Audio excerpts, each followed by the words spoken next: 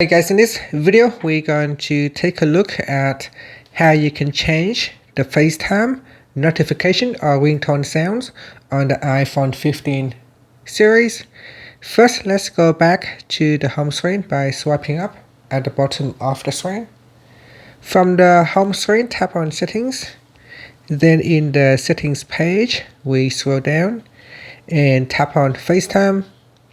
Next, tap on notifications. And then we go down in here, tap on sounds. Next, go down the list of sounds here and select a sound that you would like to use. Reflection is the default sound.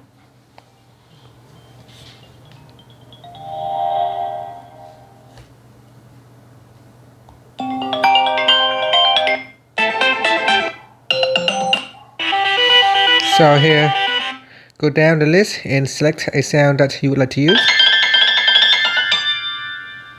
And that's it. So once you have selected a sound, from now on, when you get an incoming call from the FaceTime app, it will play that sound. And that's it. Finally, you can swipe up to go back to the home screen. Thank you for watching this video. Please like and subscribe to my channel for more videos.